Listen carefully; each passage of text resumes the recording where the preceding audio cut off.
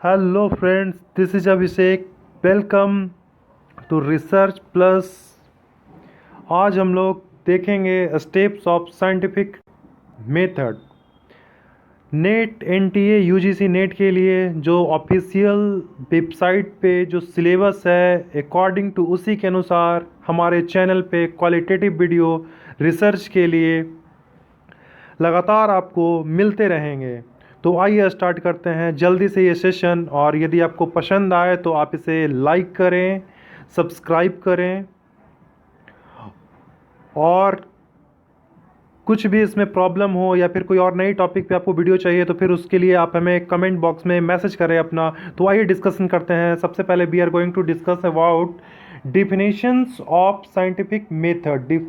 इसका डिफिनेशंस पता करेंगे। सबसे पहले उनके डिफिनेशंस होता क्या है, उसके बाद एलिमेंट्स की बात होगी, उसके बाद कैरेक्टरिस्टिक्स ऑफ साइंटिफिक मेथड्स की बात होगी, स्टेप्स ऑफ साइंटिफिक मेथड्स होगी, और कुछ क्वेश्चंस बैंक्स होंगे। तो चलते हैं आगे, अगले स्लाइड्स पे चलते हैं। डिफिनेशंस यहाँ पे दिया हुआ है कि वैज्ञानिक पद्धति तथ्यों का क्रमानुसार परीक्षण, वर्गीकरण एवं विश्लेषण है। तो यहाँ पे क्या है कि वैज्ञानिक पद्धति जो है वो है तथ्यों का क्रमानुसार परीक्षण, मतलब एक क्रम में परीक्षण करना, उसका वर्गीकरण करना और क्या करना, विश्लेषण करना होता है। ये लुनवर महोदय के द्वारा दिया गया था। इसके बाद यदि हम बात करें नेक्स्ट डिफिनेशंस की, तो यहाँ पे बता रखा है कि वह व्यक्ति जो किसी भी तरह के तथ्यों का वर्गीकरण करता है और उसके मध्य पारस्परिक संबंध को देखता है, उन्हें क्रमानुसार उल्लेखित करता है, मतलब एक क्रम में, एक सिस्टमेटिक वे में करता है, तो वह जो होता है वह वैज्ञानिक पद्धति का प्रयोग कर रहा है। ये कार्ल पियर्सन महोदय के द्वारा ये बताया गया था। तो ये डिफिनेशन है। जैसा कि डिफिनेशन से एकदम क्लियर हो रहा है कि वह व्यक्ति जो किसी भी तरह के तथ्यों का वर्गीकरण करता हो, मतलब उसके मध्य पारस्परिक संबंध को देखता है, मतलब जैसे दो चर हैं, दो चरों के बीच में एक संबंध है। कैसा संबंध है? पॉजिटिव संबंध है या फिर नेगेटिव संबंध है? कैसा संबंध है इसका पता चलता है, और एक क्रम के अनुसार होता है। इसका परीक्षण किया जाता है, वर्गीकरण किया जाता है। तो ये कुछ डिफिनेशंस थे आपके सामने लुनवर के द्वारा और महोदय कार्ल पियर्सन के द्वारा। आगे नेक्स्ट स्लाइड पे हम लोग चले तो बात करते हैं वैज्ञानिक पद्धति के तत्व के बारे में बात करते हैं। तो इससे क्या क्या एलिमेंट्स होते हैं। तो सबसे पहला एलिमेंट्स जो होता है, अवलोकन करना होता है, मतलब ऑब्जर्व करना, किसी भी चीज को, किसी वस्तु को अवलोकन करना। अवलोकन के द्वारा एक निष्कर्ष तक पहुंचना, मतलब बायसनेस नाम की चीज नहीं होगी यहाँ पे। तो ये होता है अवलोकन। फिर होता है तथ्यों का वर्गीकरण, कैटेगरीज वाइज में बांटा जाता है इसको। इसके बाद है हमारा तथ्यों का क्रमानुसार परीक्षण करना, मतलब एक क्रम में करना परीक्षण। इसके बाद प्रयोगों को विकसित करना, नए नए ढंग से कॉन्सेप्ट के द्वारा इसको विकसित करना। तो ये कुछ एलिमेंट्स थे, एलिमेंट्स ऑफ साइंटिफिक मेथड्स के थे। इसके बाद आगे चले, यदि आगे हम बात करें तो अगला हमारा आता है कैरेक्टरिस्टिक्स ऑफ साइंटिफिक मेथड्स की बात करेंगे। कैरेक्टरिस्टिक्स ऑफ साइंटिफिक मेथड यानी कि वैज्ञानिक पद्धति की विशेषता। तो इसकी क्या क्या विशेषता होती है। तो सबसे पहले वो जो होता है हमारा, ये होता है सत्यापनशीलता, मतलब सत्यापनशीलता होता है। दूसरा जो होता है तार्किक होता है, मतलब तर्क के द्वारा प्रूव किया हुआ होता है। एक निश्चित वे में होता है, निश्चितता होती है इसमें, एक निश्चितता होती है, वस्तुनिष्ठता होती है। वस्तुनिष्ठता कहने का मतलब कि कोई बायसनेस नहीं होगा, और यदि बोला जाए तो यहाँ पे सिर्फ और सिर्फ वस्तुनिष्ठ होगा, और एक सामान्यता होगी। मतलब यदि सपोज किया जाए कि सपोज कोई रिसर्च कर रहे हैं, रिसर्च में कुछ जो है पॉपुलेशंस है, उसमें से जो हमने सैंपल छाटा है, वो जो सैंपल पे हम टेस्ट करेंगे वो क्या जनरलाइजेशन हो पाएगा सब पे। तो सब पे जनरलाइजेशन सही ढंग से होता है, तो वो होता है सामान्यता। तो ये कुछ एलिमेंट्स थे जो कि सत्यापनशीलता था, तार्किकता था, निश्चितता था, वस्तुनिष्ठता था और सामान्यता था। इसके आगे यदि बात की जाए तो कुछ स्टेप्स ऑफ साइंटिफिक मेथड्स होते हैं, कुछ स्टेप्स दिए गए हैं जिसका बारी बारी से हम लोग अच्छे ढंग से, एक कंसाइज वे में और अच्छे ढंग से समझते हुए इसको डीपली चर्चा करेंगे। तो सबसे पहला स्टेप जो होता है, समस्या की पहचान करना होता है। मतलब कहाँ से शुरू होता है? रिसर्च का जो स्टेप होता है, पहला स्टेप ही होता है समस्या की पहचान करना, फिर उसके बाद उसकी परिभाषा करना। तो फर्स्ट स्टेप है समस्या की पहचान करना, दूसरा जो है परिकल्पना का निर्माण करना, तीसरा है सूचनाओं का संकलन, संगठन और विश्लेषण करना, चौथा है निष्कर्ष प्राप्त करना, और फिफ्थ नंबर पे है परिकल्पना का सत्यापन करना। तो ये 5 स्टेप्स हैं, याद रखिएगा इन्हें। स्टेप्स ऑफ साइंटिफिक मेथड्स जो थे, स्टेप ऑफ साइंटिफिक मेथड में जो होते हैं ये 5 स्टेप, जो कि बहुत ही इंपॉर्टेंट है। यदि मैं बात करूं 2019 की और 2020 में, तो अक्सर ये कहीं ना कहीं ये क्वेश्चन घुमा के पूछ ही लिया जाता है एनटीए के द्वारा कि स्टेप जो होते हैं आगे पीछे दे देते हैं और उसको क्या करना होता है, अरेंज वे में इसको सजाना होता है। तो ये क्वेश्चन यहाँ से बहुत ही इंपॉर्टेंट ये टॉपिक होता है, स्टेप्स ऑफ साइंटिफिक रिसर्च। इसे अच्छे से समझते हैं, एक एक करके समझते हैं। तो आइए चलते हैं, इसे समझते हैं। सबसे पहले समस्या की पहचान करना एवं परिभाषीकरण। तो सबसे पहले हम एक समस्या उठाते हैं, सबसे पहले हमें एक समस्या उठाना होगा। तो समस्या में क्या है, समस्या में बताया गया है कि सपोज एग्जाम्पल के तौर पे यदि हम लोग लेते हैं, तो कमरे में लगे बल्ब का स्विच ऑन करने पर प्रकाश का न आना। एक सिंपल सा एग्जाम्पल के द्वारा मैं आपको समझा पाऊंगा कि सिंपल सा एक कमरा है, उसमें बल्ब लगा हुआ है, बट स्विच ऑन कर रहे हैं तो प्रकाश नहीं आ रहा, मतलब उसमें से लाइट नहीं आ रही। तो हमारे सामने सबसे पहला प्रॉब्लम यही होता है कि कमरे में लगे बल्ब का स्विच ऑन करने पर प्रकाश का न होना। तो ये एक प्रॉब्लम हो गया। अब प्रॉब्लम के बाद क्या है, तो प्रॉब्लम जहां तक आपको समझ आ चुका होगा कि कमरे में लगे बल्ब को स्विच ऑन करने पर प्रकाश का ना आना, इसके बाद जो होता है हम लोग क्या करते हैं कि परिकल्पना का निर्माण करते हैं। क्या करते हैं, परिकल्पना का निर्माण करते हैं। मतलब कहने का मतलब है कि कुछ आंसर माइंड में हमारा चलता है। मतलब जैसे ही हमारे माइंड में कोई क्वेश्चन आता है, तो कहीं ना कहीं यदि हमारी थिंकिंग पावर नेक्स्ट लेवल पे जाती है, तो तुरंत समझ में आता है कि नहीं क्या हुआ होगा, ऐसा क्या हुआ होगा कि बल्ब जो है नहीं जल पा रहा है। तो सबसे पहला हमारा आंसर यदि आएगा तो क्या आएगा, विद्युत आपूर्ति का बाधित है। क्या है, विद्युत आपूर्ति बाधित। हो सकता है कि विद्युत आपूर्ति बाधित हो।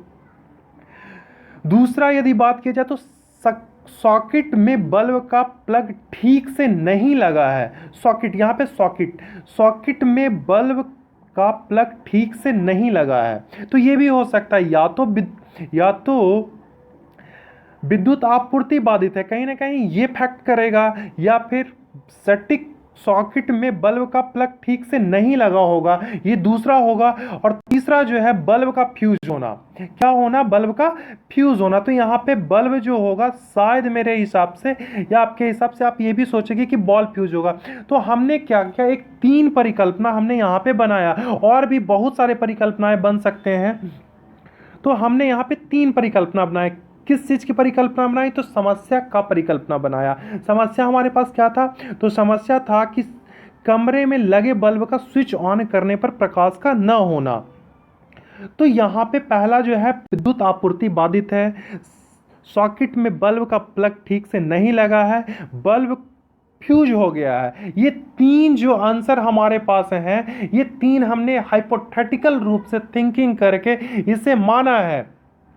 अब क्या करेंगे, तो सेकंड स्टेप में क्या था हमारा, यहाँ पे सेकंड स्टेप में बताया गया है कि परिकल्पना का निर्माण करना, परिकल्पना का निर्माण करना। तो समस्या हमने देखा, परिकल्पना देखा, परिकल्पना का हमने निर्माण भी कर लिया।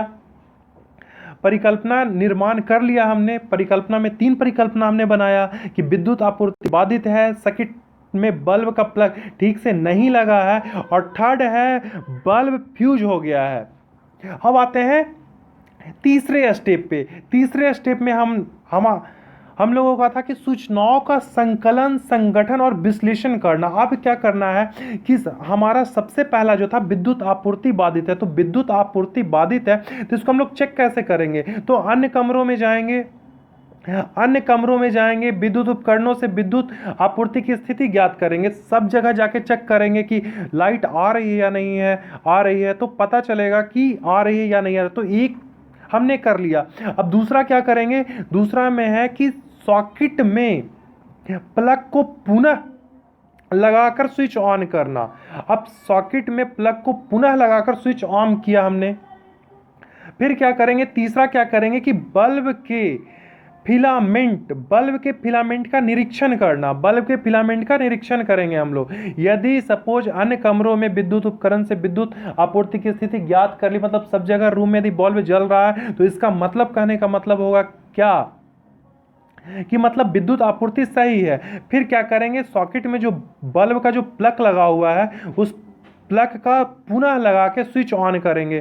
तो इससे भी यदि नहीं जलेगा तो फिर हम क्या करेंगे, लास्ट में बल्ब के फिलामेंट का निरीक्षण करेंगे। अब हमने क्या किया, यही तीनों परिकल्पनाओं का क्या किया, संकलन किया, सूचना इकट्ठा किया और क्या किया, उसका विश्लेषण किया। अब हम लोग आते हैं निष्कर्ष पे। तो निष्कर्ष में क्या होता है कि निष्कर्ष में अन्य घरों कमरों का विद्युत आपूर्ति ठीक है। हमने पाया कि अन्य घर में जो है विद्युत आपूर्ति सही से हो रही है, तो इसका मतलब कि विद्युत आपूर्ति हो रही है। तो हमारा पहला परिकल्पना जो था, ये जो परिकल्पना हमने बना रखा था कि विद्युत आपूर्ति बाधित है, तो ये गलत हो गया। ये क्या हो गया, गलत हो गया। अब दूसरा परिकल्पना का जो निष्कर्ष निकलता है कि बल्ब का प्लग को पुनः ठीक ढंग से लगाया, तो ये भी लगाने से भी नहीं जला, तो ये भी है। अब इसके बाद क्या है कि बल्ब का फिलामेंट टूटा नजर आया। जब हमने ऑब्जर्व किया, देखा, विश्लेषण किया, तो पता चला कि बल्ब का जो है फिलामेंट ही टूटा हुआ है। तो इससे हमें पता चला कि ये जो है बल्ब का फिलामेंट टूट गया है। तो ये हुआ निष्कर्ष प्राप्त किया हमने। अब क्या करना है, नेक्स्ट स्टेप में जो हम लोग जाएंगे तो क्या करेंगे, परिकल्पना का सत्यापन करेंगे। अब क्या करेंगे, सत्यापन करेंगे। तो हमारा पहला परिकल्पना था कि अन्य उपकरणों के ठीक काम करने पर, जैसे यहाँ पे क्या है कि अन्य उपकरणों का ठीक काम करना है। हमारा पहला जो था परिकल्पना बनाया हुआ था कि विद्युत आपूर्ति बाधित है, तो यहाँ पे हमें देखना होगा कि अन्य उपकरणों के ठीक काम कर रहा है, मतलब सब जगह सही काम कर रहा है। तो इसका मतलब कि ये क्या हो जाएगा कि गलत हो जाएगा, ये जो है परिकल्पना हमारा गलत हो जाएगा। दूसरे परिकल्पना की बात करें तो सॉकेट में प्लग को पुनः लगाने पर बल्ब न जला।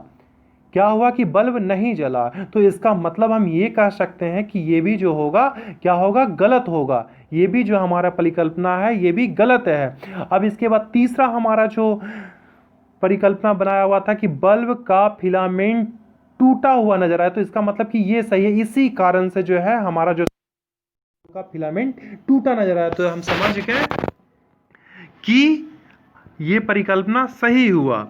तो इसी को हम लोग बोलते हैं क्या कि परिकल्पना का सत्यापन करना। क्या करना, परिकल्पना का सत्यापन करना। तो इसी प्रकार से तो देखा आपने कि परिकल्पना का सत्यापन हुआ।